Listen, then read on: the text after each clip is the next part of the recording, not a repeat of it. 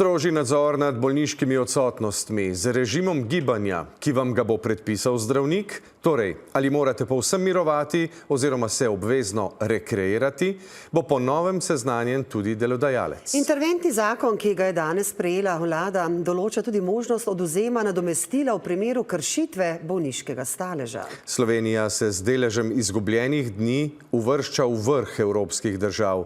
Strmo naraščajo tudi stroški za nadomestila plač. V zadnjih 6 letih so poskočili s 380 na kar 700 milijonov evrov. Tjaša Dogulin.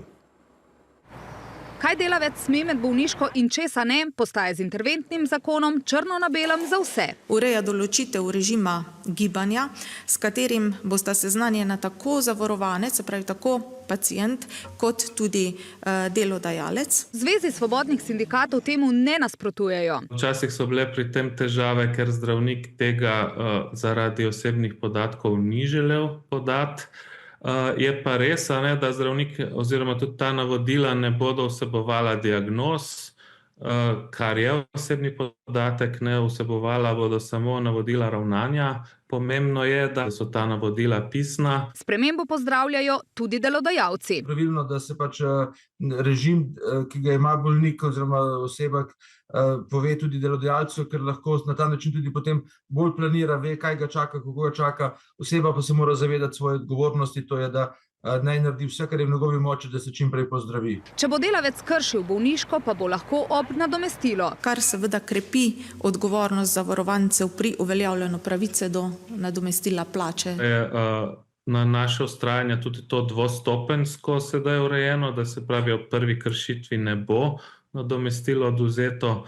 Odvzeto bo tudi maksimalno za 1 mesec, s čimer bo zagotovljena neka socialna varnost. Med bolniškim staležem se prepoveduje opravljanje pridobitne dejavnosti, zakonsko pa se ureja tako imenovani laični nadzor bolniških, ki ga je že doslej izvajal ZZZS. Veste, da se stroški za absentizem iz leta v leto večajo in predstavljajo vedno večjo obremenitev za zdravstveno blagajno, kar pa seveda na drugi strani manjša razpoložljiva sredstva za izvajanje zdravstvenih storitev.